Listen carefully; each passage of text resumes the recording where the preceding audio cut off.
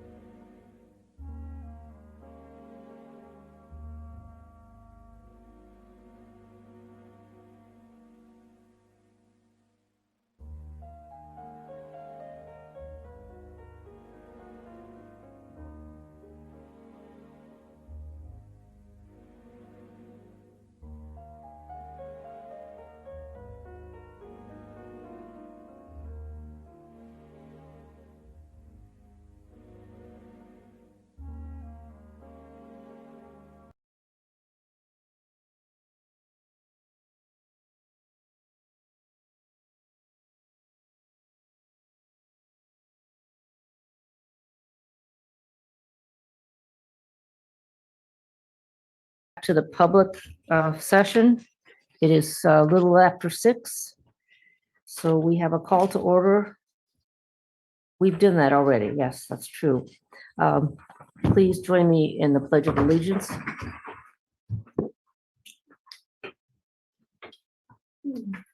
Pledge allegiance to the flag of the United States of America and to the republic for which it stands, one nation, under God, indivisible, with liberty and justice for all.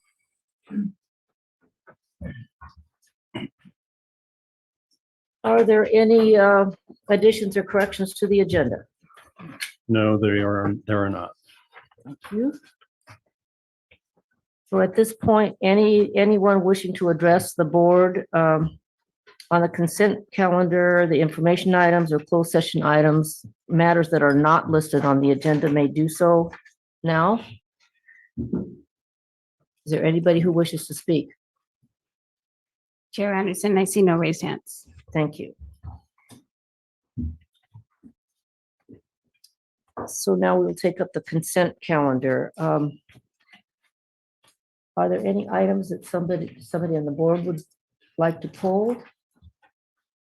I would like to pull item 2, Item 2, just for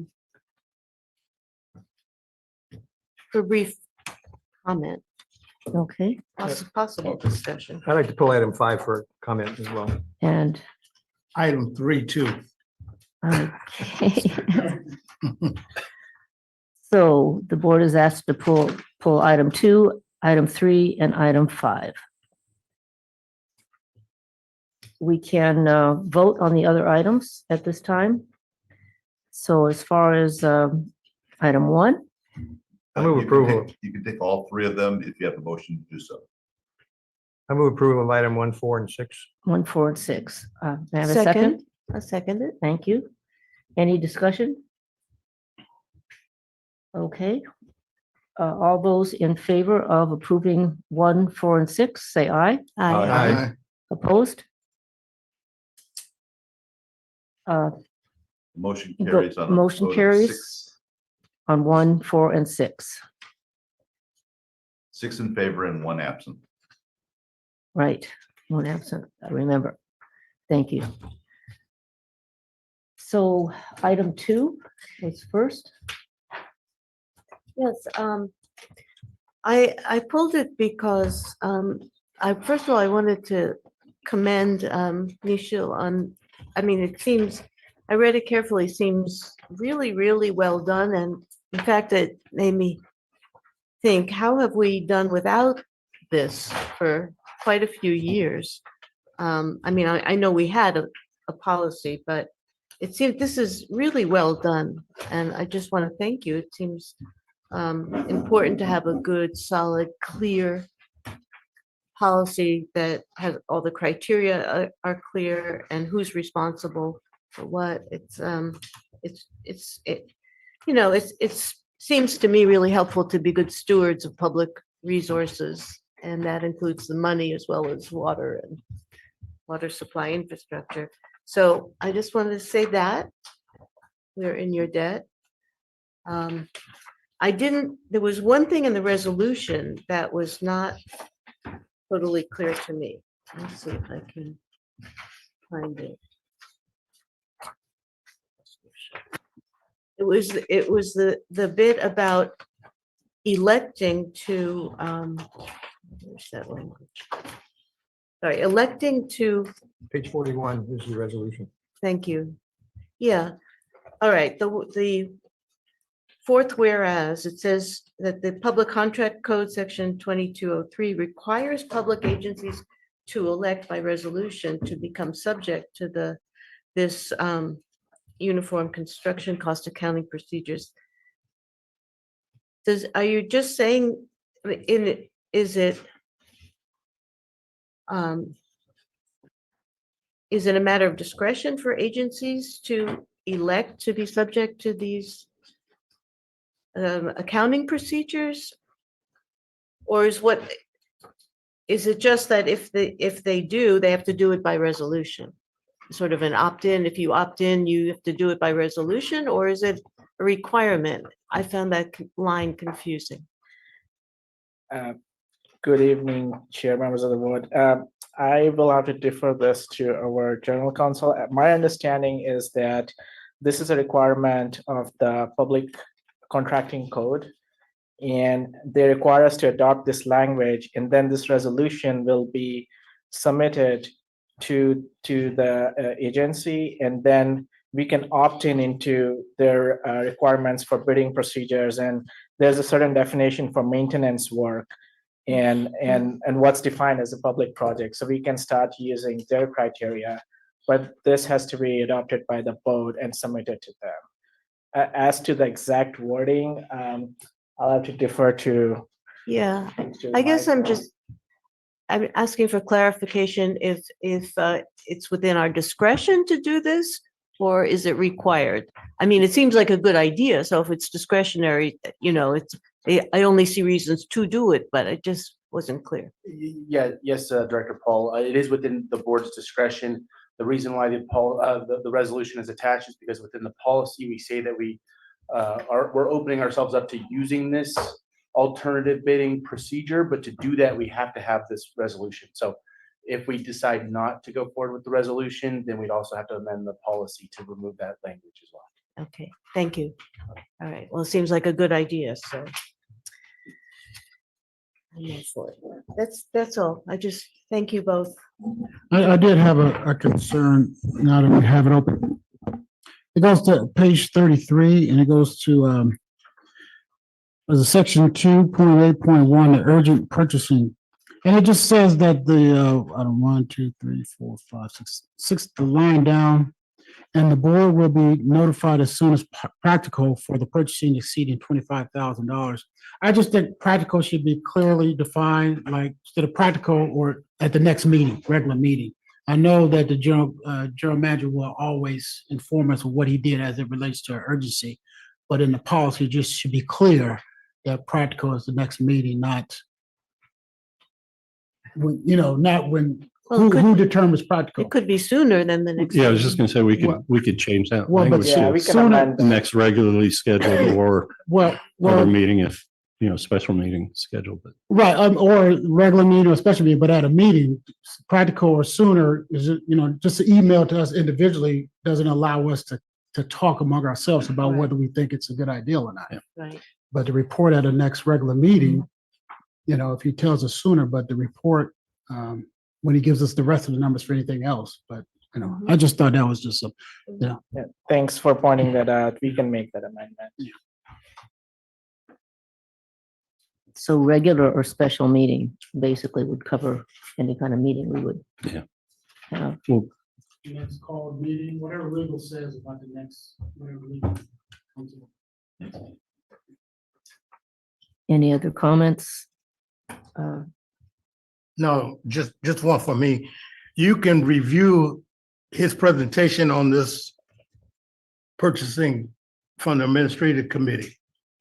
He reviewed this with the administrative committee and it was on Zoom. So if anybody in the public want to hear it, it's on Zoom.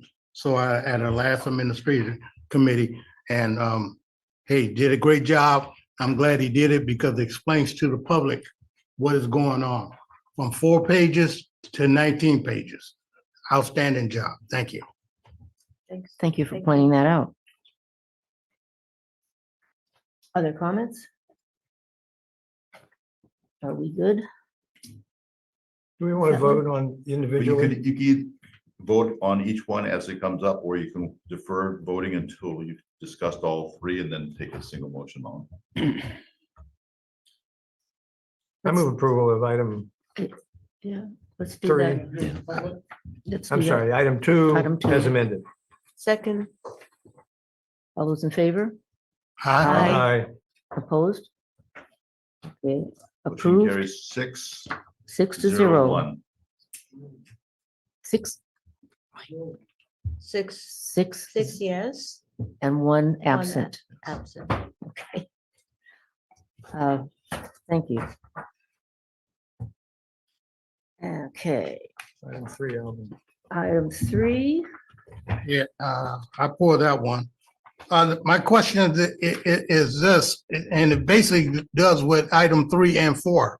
Are we producing more groundwater, or are we taking more from Seaside Basin? Are we getting, 3 and 4, we approved 4 already, but those are end of the year reports that should be brought to either a committee or done publicly out so everybody can hear what's going on. So if John can tell us quickly, I see he's on there, so. How are we doing with those? Right. Yeah, Director Alvin. These reports we get every month are for the CalAm main system and satellite system, and so that's most of the water that's produced in our boundary. However, there are a number of private systems. It depends on our rules and how water systems were permitted. They've changed throughout the years, but there have been a number of actual systems that have been approved. And it says in our rules that each year we have to give this report. We have to give the report that's associated with item 3, and the report that's associated with item 4 have to be submitted as draft to the board and to the general manager. And so that's why these come through every year. They come through every year at about this time because the private wells that are reporting, they report once a water year, and we have to get the data in, assess what data we have, follow up on data that doesn't make sense. So we actually go back out and meet with landowners, talk with them about if we think they're reading their meter wrong, we teach them to read their meter. We actually have a number of landowners that ask us to read their meter for them, and so we go through all this and compile this report. So this is the totality of all of the water that was produced by everyone, and it's about the same. You can see it's within 5% variance of last year of all of the producers within our boundaries. Okay, thanks for answering that. I just feel that these end of the year reports either go to a committee so you can tell us all about it through it, just like we did that purchasing agreement that we just changed.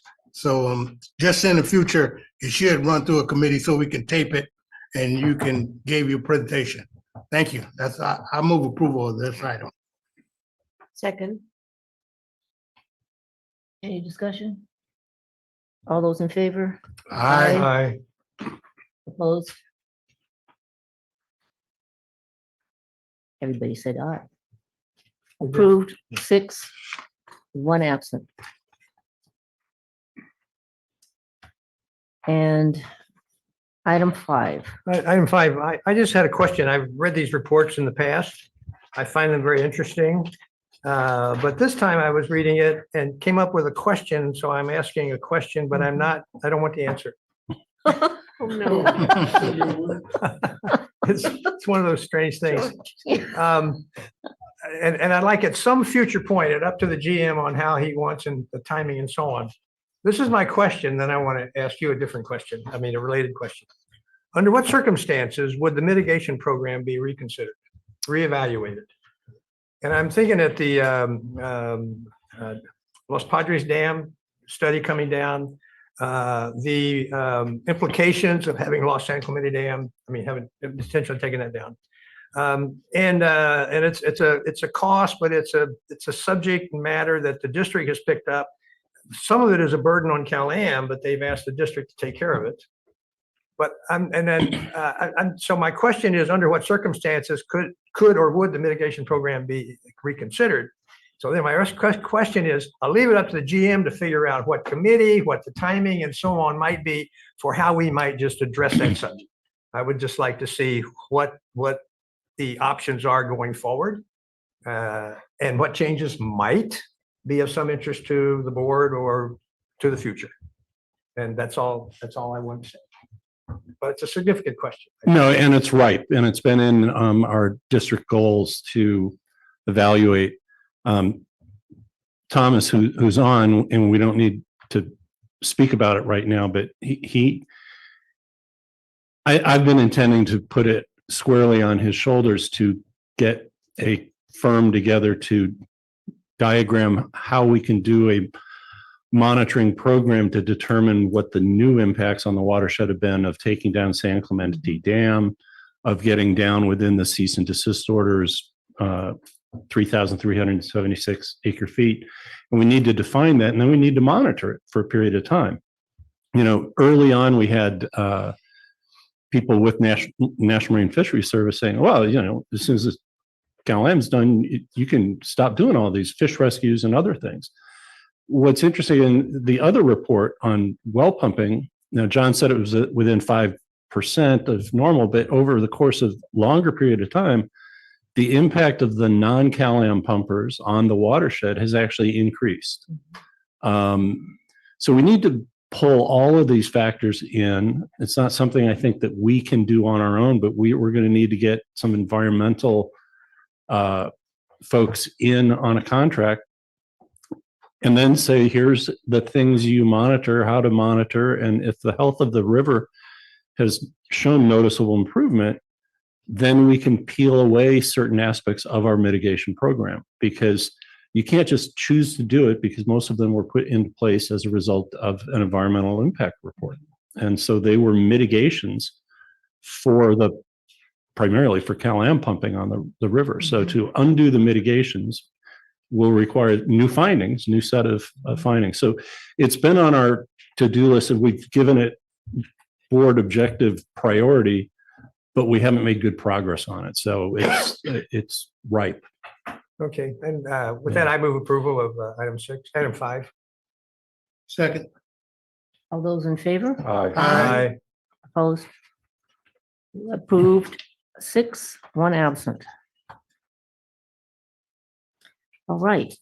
Now we've got general manager's report. Okay. Let's see if the remote, if I have control. We glossed over this report at the last meeting because of a numbers issue that we identified with very short time to respond. And it turns out that there were some table 13 water rights that were counted twice in 2 different places. Very little impact, but it's been corrected out at this point. So you'll see proper numbers. So, pardon me? Yeah, if you can. Item 7.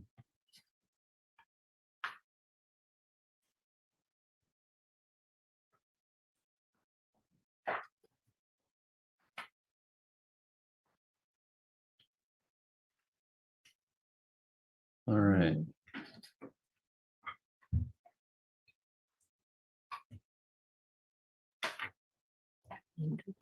Yeah, you know, Sarah, just might be distance or something. We just don't seem to be able to connect from here. All right, this is the Monterey Peninsula Water Resource System. A couple of key things here. Well, only one I want to point out. The actual, now keep in mind the water right on the rivers, you know, about 3,400 acre feet, you know, 3,376, and you can't just hit it exactly. But last year, you know, we deemed that there was an insufficient effort made to use that full water right. Based on the quarterly water budget, looking forward, and full knowledge that we'll have met our Pure Water Monterey obligation mid-May, so that we won't be delivering any Pure Water Monterey water in the second half of May or all of June. We are seeing that we expect the Carmel River to get up to that 3,000 acre feet target. You know, last year we left probably 950 acre feet unutilized from that water right, which is really not best practices. So I think we're on target to do much better this year based on what we're seeing. Next slide, please. With respect to the other project areas, I just jumped the gun on Pure Water Monterey. So we're just under 2,000 acre feet to date, but we will meet the 3,500 really in a month. So we'll have done our delivery obligation. Doesn't mean CalAm will match it 100%, but by the end of the fiscal year, they certainly will. So we're looking good there. So it's, excuse me for interrupting, but is that the reason why we're not gonna be getting any pure water Monterey? Because we have met the production, now we're gonna start putting it in reserve. Correct. Just- So we'll pay for our water delivered to our own account to build up the operating reserve ahead of the Pure Water Monterey expansion project, so that we're under less stress in trying to fill the reserve for that expansion in Yeah, in 2 years. When you basically said we wouldn't be getting any more pure for the half a month or month. Yeah. I know people out there like me, probably, where's the water going? Yeah. Or is the factory broke, plant broke or something? Yep. So, okay, thanks for clearing that up. Yeah, and they want to run it continuously because it to actually shut the plant down causes issues with the membranes and so forth. So it's good that we're in a position to do it, but it does, it augurs for some point in the future when we're not filling the operating reserve and we meet the contractual obligations that, what is going to happen there. So, but we're years away from that. The other thing I wanted to point out is Sand City Desal continues to underperform, hasn't had any output since December of 2023. I do have a story on table 13, but we'll cover that on the next page. So next slide, please. And that's you can see table 13 is the second column, and the monthly numbers show the whole story. March was another good month. And so when it rains, this is a seasonal water right that you can only get during the winter months. And it serves basically users in the Carmel River watershed. And so by virtue of accounting for it as a table 13, you're actually increasing the withdrawals available off the river. So you get the regular annual 3376, but then any additional table 13. And so that allows us preferably to leave more water in the ASR bank for future drought or dry year. So that's good. And then the year-to-date numbers in the bottom right-hand corner show that we're 210 better than last year, which is surprising because we're not as rainy as last year, even though it's a good year so far. But we thought last year had this dip in total water demand because of the raininess. We thought there was less irrigation, but now we're still, we're below last year. So I've always said that we're flattening out, but it's counterintuitive, but we'll wait and see. What does that mean, flattening out? So average demand has kind of hit around 9,500 acre feet per year, depending on which data set you use, but that's where it's been. And when it got down to that level 8 years ago, our friends at CalAm said, well, that's an aberration, really demand is up here. And then it happened a second year, and it happened a third year. And it's been kind of attenuating at a very level point. But then last year we had about a 300 acre foot, 400 acre foot drop from the prior year. Right. And now we're 200 below last year. So it may not be that we've completely leveled off, it's a wait and see kind of thing, but I still attribute most of it from last year and frankly this year to the wet winter, less irrigation. Well, And so I don't want to say that consumers have yet again outdone themselves and that's permanently in the base, because we have, as I said, we've flattened out, but now it's 8 years of flattening out. I wonder, because just from my layman perspective, the rain seems to be coming at the right intervals this winter, like to really not need irrigation at all. Like last winter, it came so much, but then it didn't for a while. Yep. Remember that? Mhm. But now it seems like it's. Yeah, we're seeing it in the reclamation project with the irrigation of the golf courses inside Del Monte Forest, that the reservoir was pretty much full as of 2.5, 3 weeks ago. So it's been really good from that standpoint. 2 years ago, we were in a February where irrigation kicked up. It was just a dry February, and people were out as individual irrigation use, not large scale. But yeah, I'm just unwilling at this point to say that we've now put a high efficiency clothes washer in every home and therefore, we're done there. I think we can still make gains, but I also don't think that these last 2 years are permanent until I see a third year of it or a little bit drier year with still this step down. So, And just one more thing on that point on water saving, if you will. I mean, every time these houses and condos turn over, you get a new mindset of an owner that's come in possibly from out of the area and they're saying, wait, what are these water bills, right? So how do I yeah. there's a renewal of the mindset because there's a constant renewal. I mean, I know it's not that fast of new owners coming. But, we've had, we do have a rule on title transfer that you have to retrofit. And, there are some homes that are still 30 years back that have come on the market here in the last few years. And so you're going from, multiple gallons of per flush to 1.38. That has an impact. But the biggest impact has really been high efficiency clothes and dishwashers. Even though, people do complain, oh, my dishwasher runs for 3 hours now, but really low water usage. So next slide, talk about rain. This is, you can see now the March blue bar, it did exceed the long-term average, the red bar. We're actually at 111% of the long-term average through the end of March. But as we turn to the next slide, Sarah, I can tell you that the top of the little red line is now above average. So if rain was to stop today, this would be an above normal year, but based on rainfall. So, it's normal, above normal, wet, and very wet. So we're in that leaning towards wet. And then on stream flow, which is the next slide, we're currently below normal through now, but the river keeps flowing even when it stops raining, as you can see. Go to the little buttons on the district website with all the water gauges, to play with.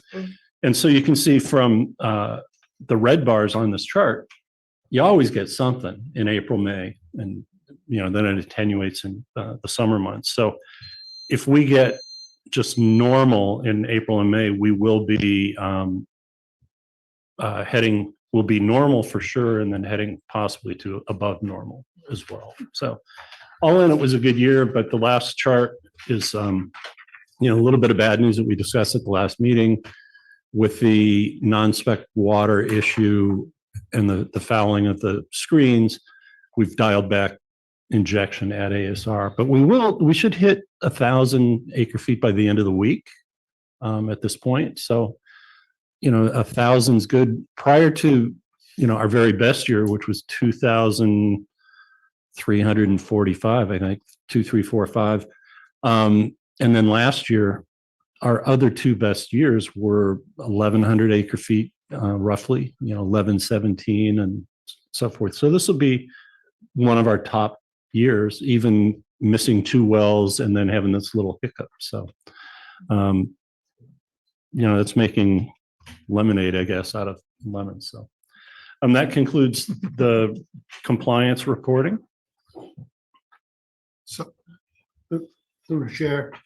So Dave, how are we doing with that emergency situation with the wells? Are we going to be on time coming into the new budget to get that? Yeah. So talk to John and Maureen today. Maureen is on. Maureen, can you just relay your view of the schedule again? You bet I can. We have issued the specifications and actually just put out an addendum today. We were able to get our consultant to review those for us. And we expect to get the bids in, or not the bids, but the quotations in next week. We'll have it to the board meeting next month with them being poised to start on June 1st. takes a little bit to get all of the equipment onto site and in place, get if they have to take part of the fence down, the ability to do that, any sound walls that are required. Then it will take, I believe we gave them 160 days to complete the work. So that's another 4 months. And that gives us a month of unforeseen circumstances before the next injection season. And John indicated this morning that he thinks we can get another 45 days worth of injections. So even though it's a lower rate, that takes us all the way to the end of the injection season on May 30th. So, so your feeling about the period between rain showers, you're spot on. It was just the right amount to just keep it flowing. So we look good there. Thank you. So this next item, item 8, you may have noticed, for those of you who do read the weekly, that Friday was our distribution date for the annual report as an insert to the weekly. When we brought it up to the board, I don't know if it was last board meeting or the one before that, but there was some discussion about also doing it in the pine cone. We did get quotes for doing the printing and the insertion. The insertion itself is about $1,600. The additional printing is another $5,200, $5,300. So really, it's a $7,000 exercise. I didn't want to pull the trigger on saying yes because I wanted to see what the fallout is from our distribution through the weekly. The comments that I've heard to date are actually favorable. So any of you actually saw it. Yep, pick one up. Yep. It's a nice size. And, the editor of the weekly said, I actually read it cover to cover. It was really good. So, it's, my recommendation is that we don't do the pine cone this year. But if we want to do this again next year, that we leverage both of them. But I want to wait and still get some feedback on the weekly because it's only been really 4 days. So that's my recommendation. If you want to see it in the pine cone this year, I would need approval for about $8,000 increase. But this is on the agenda as a report? Yeah, for action. not action. Yeah. So if you'd like to have it for action, you need to direct him to bring it back on a future agenda. Anybody? Did you have a recommendation? My recommendation is wait till next year. And if we want to do this kind of distribution again, do them both. If I can just weigh in, it does seem like let's take it a little slow the first year and then pick it up maybe next year. I mean, that would be my thinking. That's fine with me too. I agree. Great. And that concludes the GM report.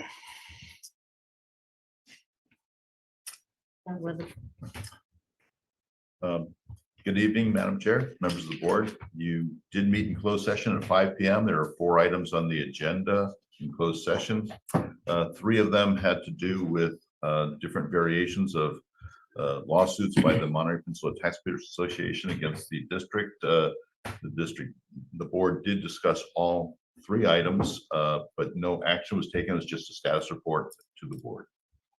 The 4th item was a conference with your labor negotiator, Mr. Stolt, concerning the general employees, general staff, your management bargaining unit, and also your confidential unit. And once again, a status report was given. That was before the break at 6 o'clock. The matter was continued, and we will reconvene in closed session after the end of the regular agenda. No action was taken by the board on any of those 4 matters. Thank you. Do we have any records reports? Trips, conferences, meetings? None from me. None for me. Okay. So we are at item 11. Okay, and this item was requested by Director Edwards based on a presentation that was given to Monterey One Water. It's just an update to our public on how the cease and desist order can be lifted, and along with it, the moratorium. And so I think let's start with a little history. Here's a map of the Carmel River to the bottom and the kind of fan-shaped set of tributaries, the creeks and streams that feed the main stem of the Carmel. And the little boundary that you see in kind of dark is the watershed. And then the kidney-shaped blue area up there is the Seaside Groundwater Basin. At the time of the cease and desist order, about 2/3 of all water served on the peninsula came from the Carmel and 1/3 from the Seaside Basin. Next slide. Thank you, by the way, for including this map. Yes. It's very useful. Well, and this, this one's a little challenging to see. Some of you have seen a few of these before, but this is the way the river used to get treated. This was channel maintenance. There's a bulldozer you can see in there just kind of clearing vegetation and pushing its way through the channel. Obviously, we think differently these days. Next slide. And this is a scene of the Carmel River around 1980. And you can see it was maintained wide, gravelly, and very limited vegetation. And in fact, that's a seasonally dropped in place pump on a well that you can see the metal cover has been taken off and the pump's been put into place. And that's the way things were done. And folks, and that's fine. No, go ahead. Similarly, you can see the banks near Carmel Valley Ranch in 1998. And then after some restoration and perennial flow in 2002. So folks around the Carmel River used to kind of see that, the early 80s, 1998, and said, something's going on here that doesn't look very healthy for habitat. Next slide. And this is how erosion control was mastered. The Tires, concrete blocks. And then you can see somebody built some jacks similar to, I say what you would see on the beaches of Normandy during D-Day.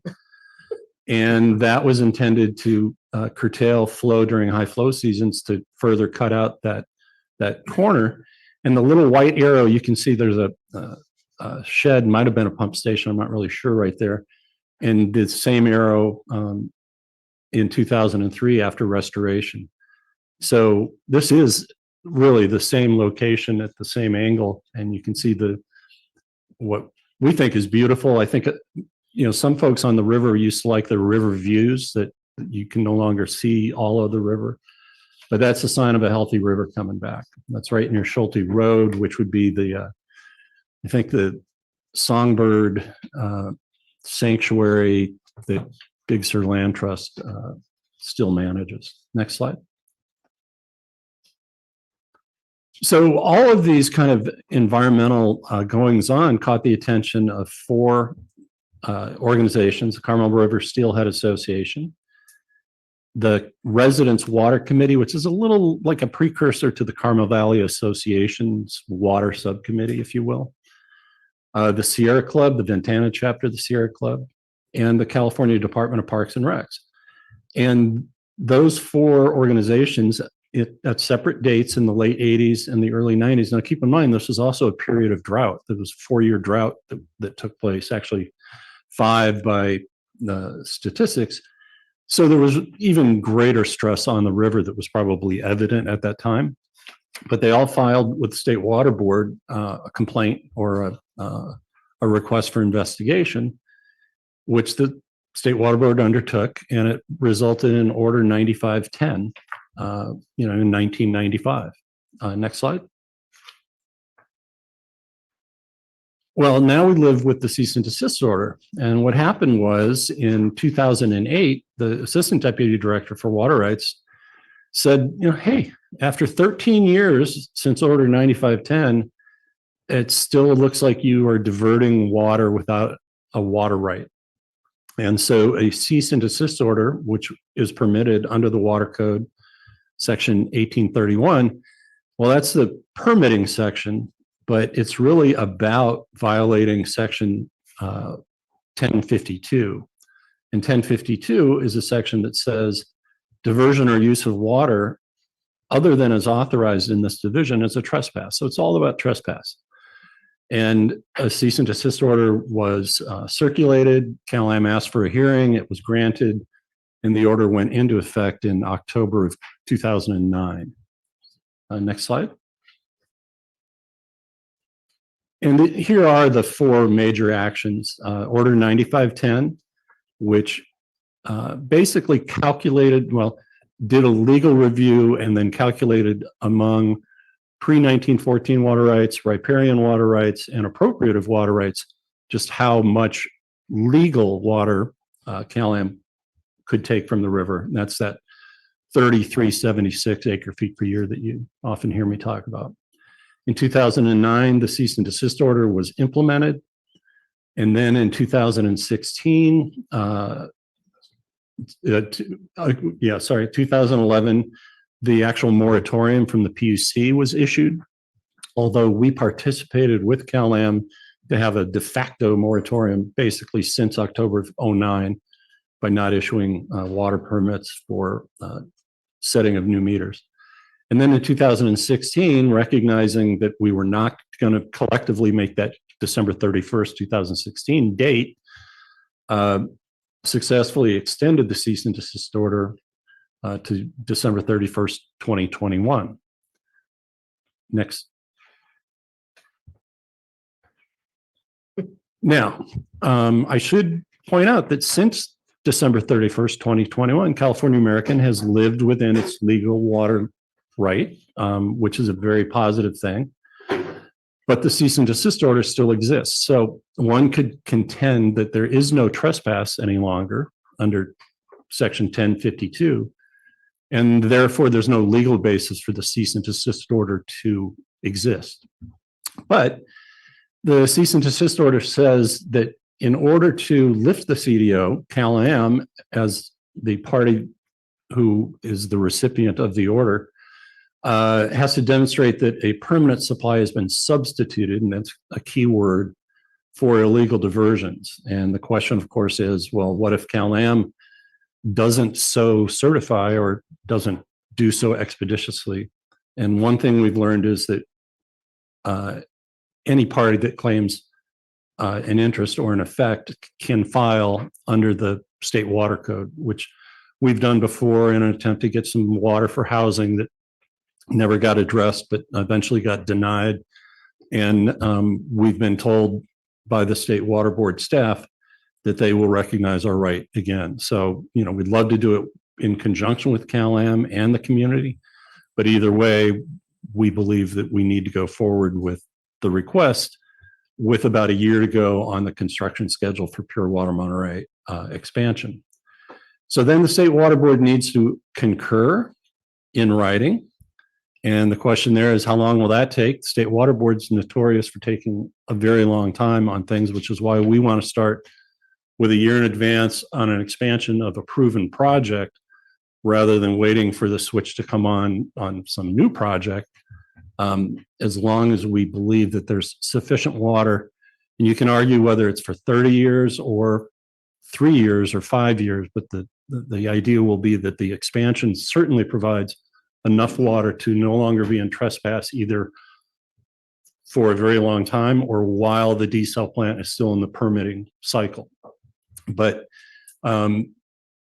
they have not signaled that they would undertake hearings, but they said they may want to do a workshop both for the public and their board, which would make some sense. You know, what is the evidence? What is the supply? You know, based on what? And by the time that happens, we will have very close to 4 calendar years or 4 water years, 3 calendar years of no trespass by Cal-Am. So I think that's an important issue as well. And then If the State Water Board lifts the CDO, then CalAm can file what's called a Tier 1 advice letter, which is a very light form of review and are seldom objected to.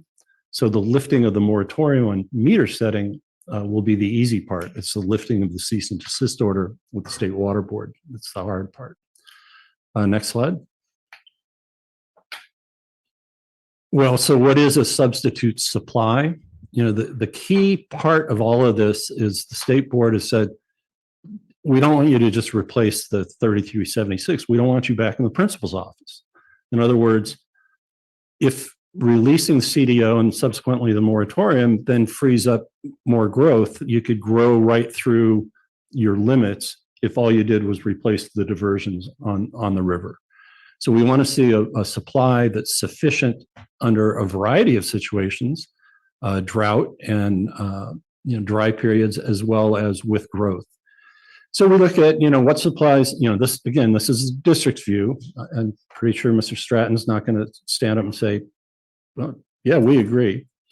But the district's view is you have supplies not affected by drought, and that's the Carmel River, the Seaside Basin, Pure Water Monterey, Base Project, Malpaso LLC water, and Seaside Basin water that's wheeled from others. So, we've got Don Orozco's old development firm, DBO, and we've got Cypress Investors LLC, who have sold water rights to Montage.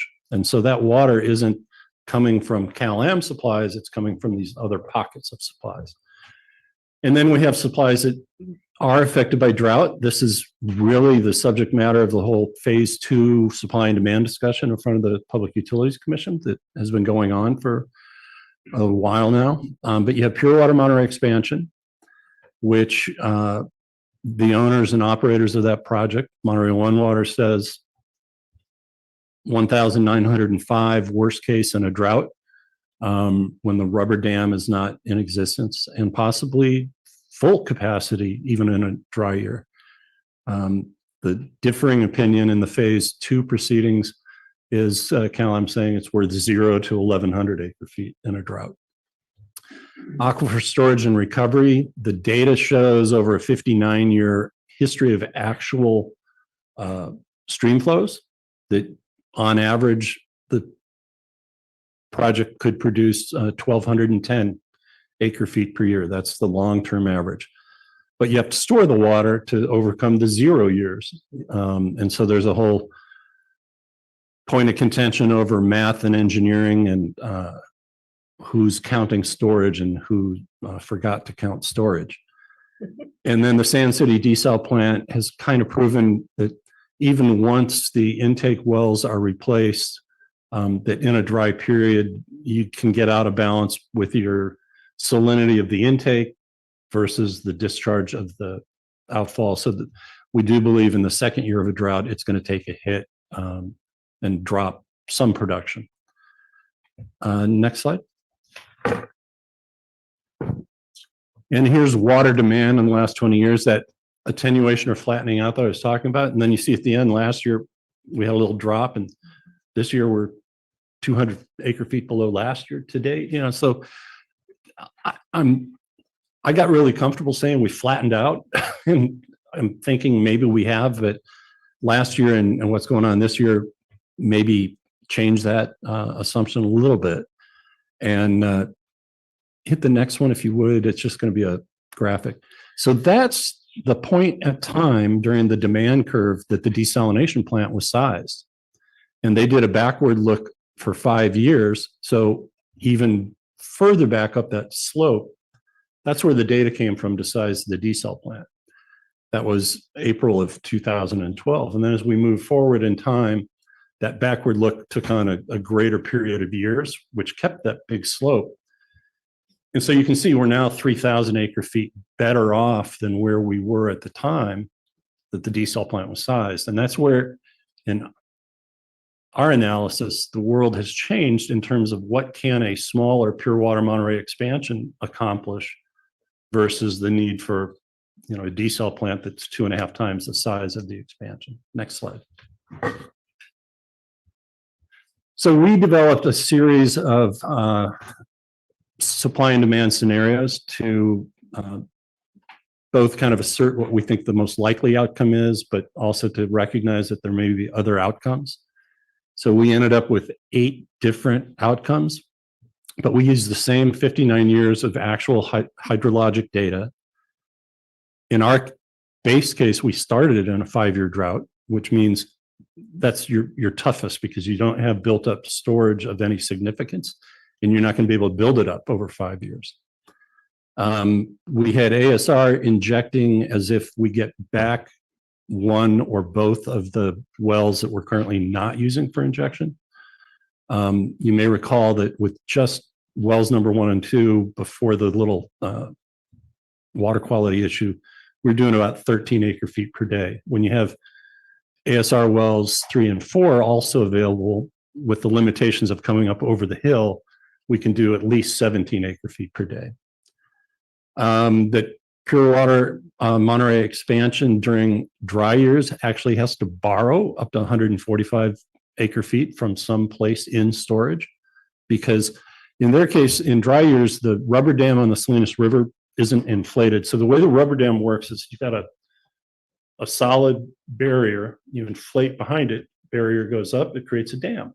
You've got a little fish passage area next to that barrier, but the dam then backs up the Salinas River, and that water then can be mixed with the Castroville seawater intrusion water, project water, to be used for irrigation on the farmer's field. So you're not relying totally on wastewater recycling for the growers at that point. You're also using river water.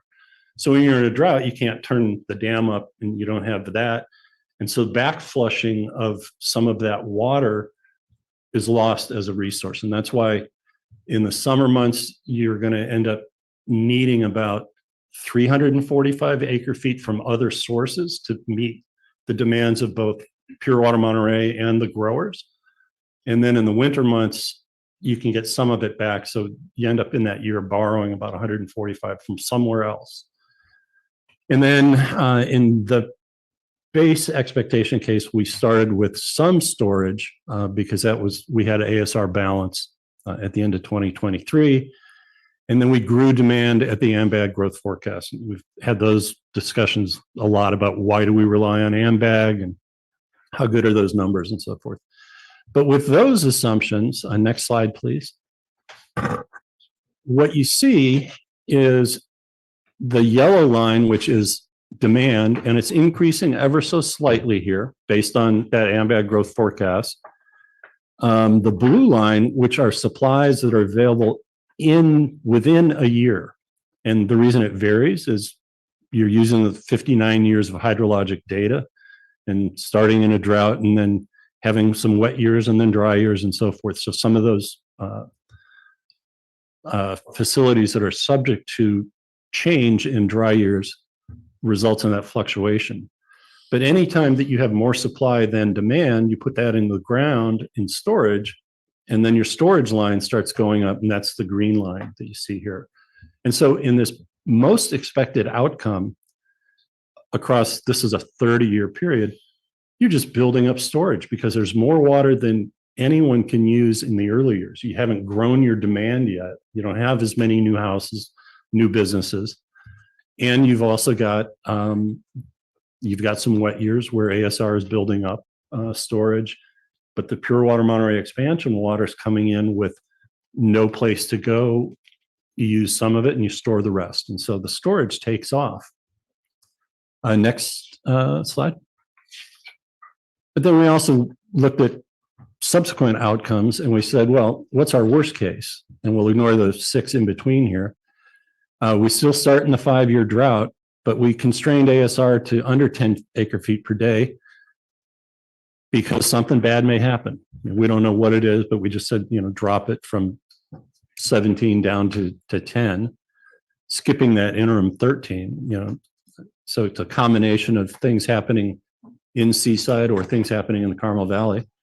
That you don't borrow 145 in a dry year from the expansion, but it's 345. So you're not able to get some of it back. And that you're now recharging the Seaside Basin beginning in the 6th year. And by the way, that assumption is fairly in sync with what CalAm's always told the water master, with it, it'll come online in 2030 as a resource, so that when the desal plant comes online, then the in lieu recharge could come online as well. So we're assuming in lieu recharge at 700 acre feet per year. We eliminated starting with any storage, and we said, and this is the what the heck scenario, what if you triple the residential demand under the AMBAG forecast and double non-residential? And that was for the folks who said, oh, there's so much pent up demand. You can't believe those population numbers. It's going to be double that. It'll be triple that. And so we ran that one. And next slide. You can see that you do run out of water. You run out of storage in about the 27th, 28th year. And so that's our worst case. We're highly confident that we're at best expected, the most expected case that I showed you first, but somewhere in the middle still means that in our world of analysis, without a desalination plant, with the expansion, you've got roughly 30 years worth of supply. You don't want to wait till the 30th year. So walk me through why tripling AMBAG residential, doubling it commercial keeps us on this chart at 10,000 acre feet steady for demand. Yeah, so you can see the yellow line, which is the demand line. It does tip up a little bit from that first slide. So it'd be nicer if you got rid of the storage scale, it would be more apparent. So that's the extent of the tip up with a triple AMBAG? Yeah. So the combination, if what you were to do was say, we're going to ignore housing, and houses don't use water, people do. So if you use a population forecast and you use a growth rate that's inherent in AMBAG's population forecast, take residential water usage today and then grow it at the rate that's in population forecast for the period, and then take the non-residential water usage today, grow it at the jobs growth rate from the AMBAG forecast. The base case is only 31.44 acre feet per year. So over a 30-year period, it's very small. It's less than 1,000 acre feet. And now I'm going to ask a question going the other way. So one assumption is triple AMBAG looks like the demand is very, very, very slightly altered. Yeah. Going the other side, your 10,000 acre feet assumption, I mean, that's high, isn't it? Well, so in this analysis, or neither one. The starting point is higher because I use a 10-year average, and the 10-year average actually picks up some, the front end of the 10-year demand curve was a little over 10,000 acre feet. So this is like, the starting point here is about 9,800 and change. Whereas where we've really been here in the last 7 years is 9,500 and change. And so you add 1,000 on top, you're really talking about a growth rate of 10%, which when you think about it, it's hard to grow more than 10% in 30 years. We're using as much water today as we used in 1959. Yeah. With more people. So there are practical limitations to our growth. Now, that doesn't mean we're not going to see projects like the Ascent project that's going to add 105 or 107 apartments, boom, just like that in 2 to 3 years. Or the new hotel in the American Tin Cannery or in Sand City. You will see significant projects that are going to, the Cannery Row Plaza project, that last vacant lot, next to the Chart House in El Torito. It's going to need 27 acre feet of water for everything they want to get permitted. So there will be some of those big jumps, but that's going to be 27 acre feet. How many of those are going to get built in a 5-year period? Well, and then there's that, and then we haven't even talked about Stephanie. I think she's on, and she's all the things she's going to do and her successors. I mean, It's so hard to predict all of this. Well, and The none one of, factor is going to be rate shock, because if growth does not occur, then rates will have to go up to pay for the projects.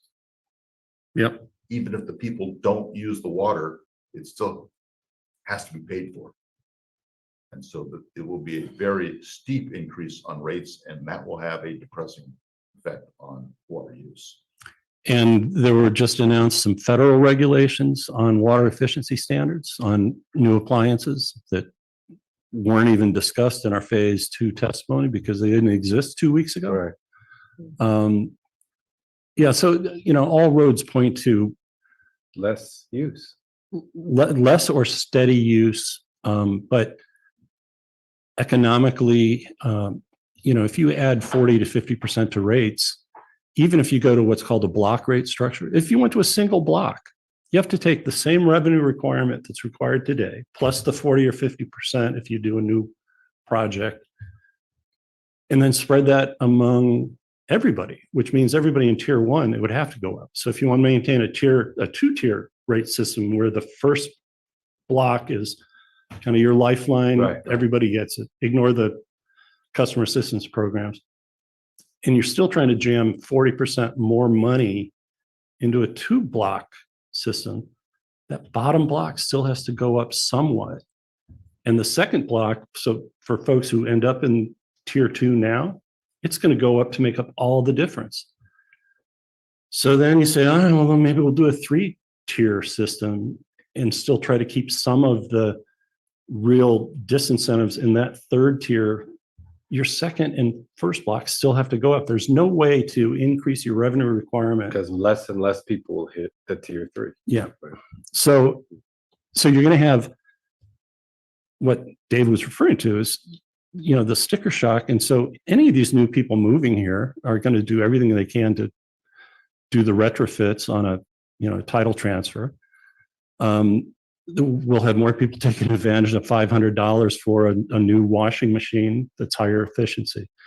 It's very, very difficult to support a claim that per capita use will go up because a new water supply comes on. I mean, right now, water comes out of your shower when you hop in it. It comes out of your hose bib when you turn it on. So, But they're free to use more water, so people will use more water. Well, I mean, but that's not the. But if you want to use it, you'll pay for it, right? Exactly. So I'm agreeing where the object is to allow people to use water, and yes, we have to pay for it. Right now, they can't use water, right, for whatever. Yeah, it's still coming out the shower, but we're on this moratorium, so, there's no growth. And so that's the key is the setting of meters is the big difference. If you now create a new opportunity, because any existing homeowner right now can take a longer shower, can have a garden. So it's really how many new housing units and businesses get built that have a new meter. So it's a new use. And, our contention is that the numbers, even the RENA numbers, once you figure out how many of those are served by Marina Coast and the old Fort Ord, there's not enough there to say that you're not going to be between these two scenarios, that we're going to have a 30-year supply. But what we'll be telling the state or agreeing with one point of view is, okay, fine. Maybe it's not 30 years. Maybe it's not 50 years. But 10 years while waiting for the desal plant to finally get all of its permits in a row is more than enough to stay out of trespass under section 1052 of the water code. Therefore, you've got no legal basis to keep the CDO in place. And then let us get there without the moratorium. And then we get to look at how we're doing. Did the moratorium result in all these new uses? Once it gets lifted. So that would be the perfect situation. Part of it, well, we'll see as we get into the next slides. Part of it's going to, we want to go hand in hand with Cal-Am on it. I know that there's this dissonance over getting a desal plant permitted and whether it's it's necessary for the lifting of the CDO or whether pure water expansion is sufficient for the lifting of the CDO. So there's some middle ground there where I think it is sufficient, even if you believe you need a desal plant. Next slide. So timing, yeah, go ahead, Sarah. There's a couple of cursor hits. So we expect in July to get a decision on phase 2 on supply and demand from the PC. Best outcome for our view of the world would be for the judge to agree that there's not a compelling need for a desal plant right now, and that pure water Monterey expansion is enough. Maybe even suggesting the judge could suggest, let's put it all on hold, keep the memorandum account open, since Cal-Am's telling them they can build it in 2 years once we get the final permits. Say, all right, let's wait 5 years, see how pure water expansion does. And then if need be, you can hit it really fast and build the desal plant. One outcome. But if we don't get the decision in phase 2, it's going to make the story a little bit more challenging at the State Water Board. Next. Around September, it might be more like October. It might be in our interest to let the water year get over and get reported on.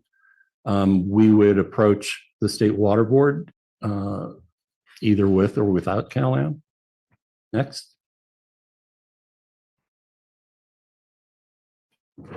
And then, and this is what I haven't mentioned to date, if I am a housing advocate or I want to see more economic growth here on the peninsula, the pure water Monterey expansion is coming online in a year from September. That is my nearest best path to lift the moratorium. So if I'm a community leader, I want a reason to get in league with the district on this pitch to the State Water Board. And so we're going to be doing outreach, again, whether Cal-Am's with us or not with us, to say to the chambers, to the Hospitality Association, this is your nearest best chance. Come with us. And then you want to keep cheering for a desal plant, more power to you. Go ahead. But it would be useful for us to have a coalition and not just the district's lone voice, even though we can be the applicant. David, I did not follow that. So, I mean, I heard and understood everything you said. What is it about the proximity to September of 2025 that causes those Just special interests you just described to want to just timing to get the State Water Board moving. And so we can do an application to modify the cease and desist order. But then it's very much in the community's interest to go up and meet with State Water Board directors, staff, and make the case. And it's better to do that. Yeah, to get rid of the CDO. And we have, we've got some members of the chamber and others who were like, well, we really need a desal plant. I said, well, you don't have to change your opinion on that. You can believe we really need a desal plant. We've got pure water expansion coming right around the corner. And if it's enough to lift the CDO, if you want to build new stuff and set a meter, you got to lift the CDO. And so let's get the people that want to build new stuff together and try to make that case and be ready to go when pure water expansion comes online, which would be, roughly September of 25. Next. Here's, hope is not a strategy, but I believe I've used the word hope here. Hopefully in conjunction with the new project coming online, they might be ready to go. It's proven technology. It's an expansion. So it's not like they need to see 6 months, but we don't know. We don't know if they can move fast enough. We don't know if they're going to want to see it in action more than a month than us saying, look, it's working. But we would be trying to get them to concur in writing as required in the CDO. Yeah. I don't want to use the word politics. I'll just say invisible forces. I mean, is that a headwind that we're facing the idea that,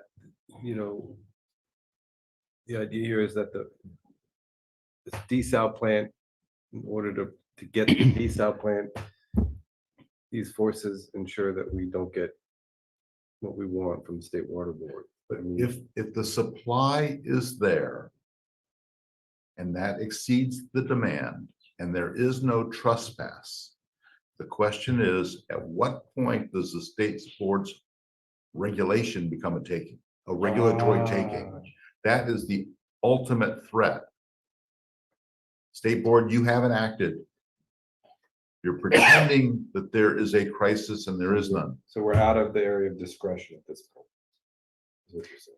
How is that a taking? Explain. That's a regulatory taking. If Yeah, yeah. those people who have property but don't have the ability to develop it, Uh-huh, and the state board is saying, no, you can't have a meter.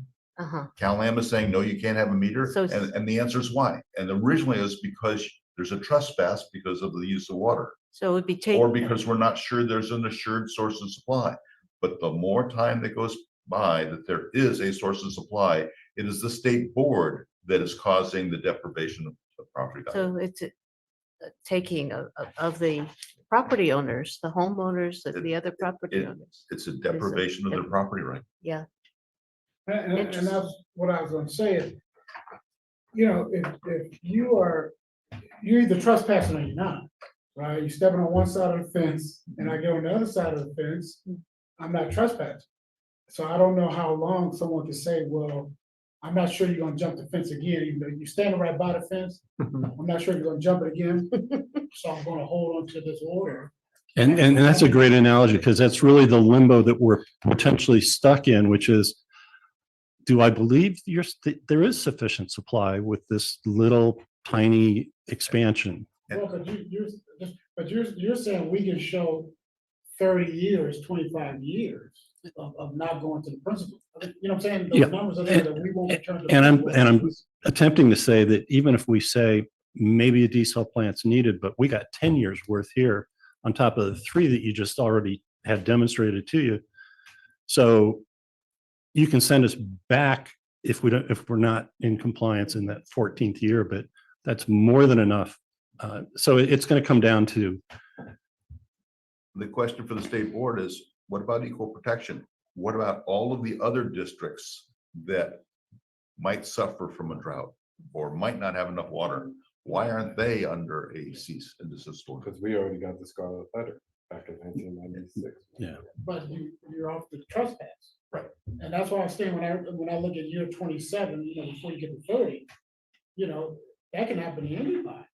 And maybe before 25, 27 year, we implement our own moratorium, we slow down, right? Slow down growth again. Yep.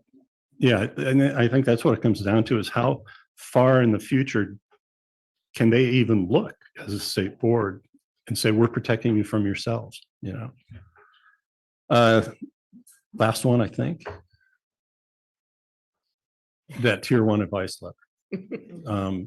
Because if the cease and desist order is lifted, there's no reason to not lift the moratorium. And that tier 1 advice letter at that point, that doesn't seem very controversial. No. Oh, no. Any stakeholder. review. Cal-Am files it, everyone sees it. There's a process to protest. If there is no protest, it takes effect automatically. No, I mean, it's not controversial for Cal-Am to want to file. Well, it shouldn't be. Right. Yeah. We were gonna get rid of the moratorium. Yeah. We'll sell more water. Then they can, the politics, right, then they'll be exposed. Right? Um, Right? So we don't have to go there, but I'm just saying, that's the indication of official files. Yeah. And my frequently used rejoinder, expect delays. Last slides. I just want to go back to, Every presentation ends. Should. That's good, he's in the rave. I just want to go back to the 5 steps and the timing. The middle one about work for community support. It seems to me the question to those who want to lift the CDO have a choice. They have a choice of taking a project that is under construction and has a target date and has all its permits and has a schedule for completion, and then a definite connection to lifting the CDO. So a community person would have that choice, or the choice of supporting the desal project from Cal-Am. Does not have the support. I mean, excuse me, does not have a project underway, does not have all the permits. Speculative about whether they'll ever get the Coastal Commission approval, because there's been history about it having been difficult. I mean, so the person who's interested in lifting the CDO has a choice of what we see in front of us that's factual and real versus what's been advocated for and not definite, because there's so many incomplete steps in that process. Which do they want to choose? And it's a message question about giving them a choice or what. But if they're interested in lifting CDO, then they should be going with the district and its plans as we've seen here tonight. May I? Ma'am. Yeah, good point. And another way of saying the same thing is for all those people who want to be able to want development, it's now possible. It's going to be possible.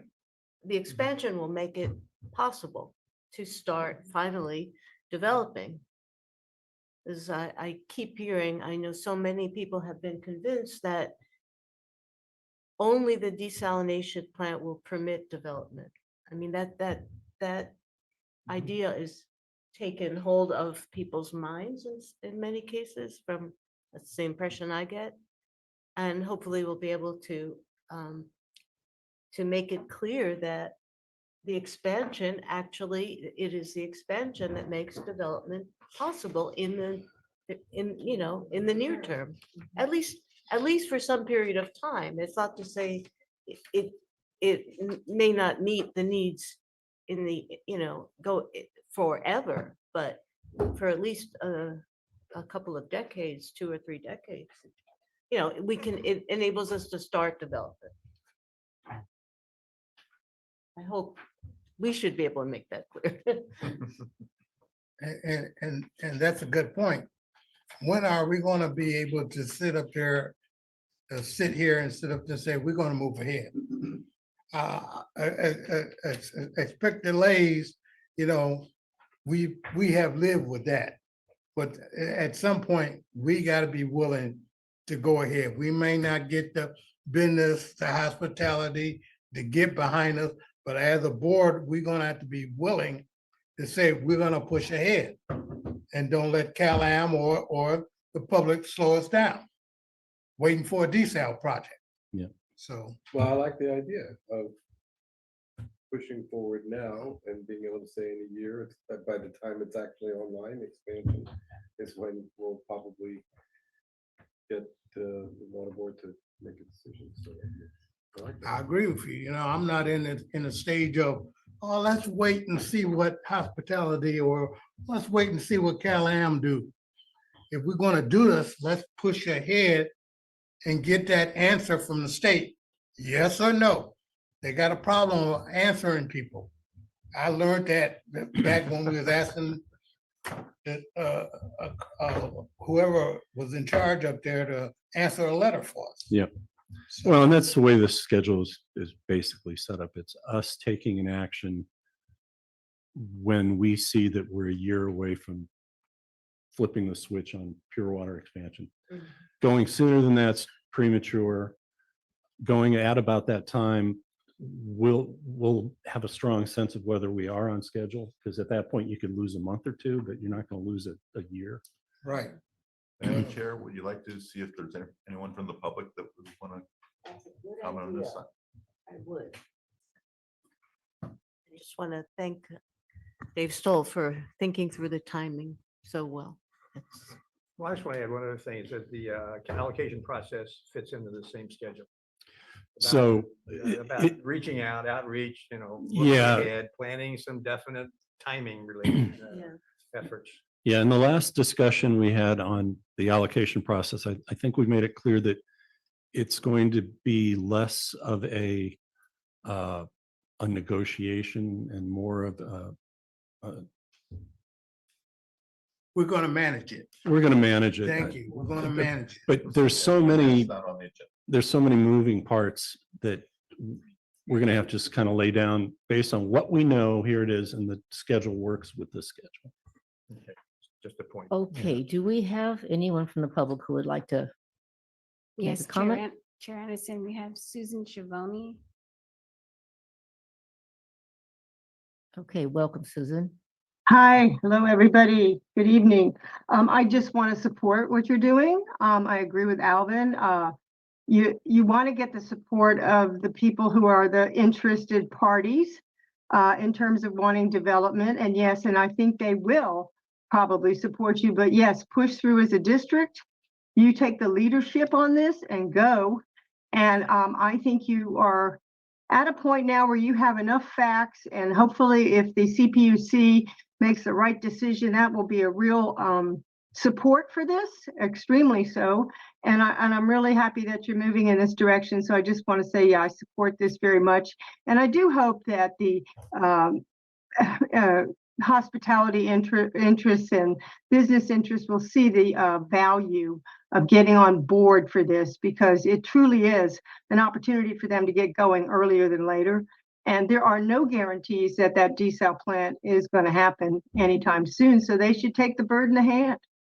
Okay, thank you very much for doing this. Thank you, Susan. Chair Anderson, I see no other raised hands. So I don't see anything else on the agenda. If there was a request to go back into closed session. And there's, yes, there was a request. So at this time, we can adjourn the public meeting, and then we will go into closed session. So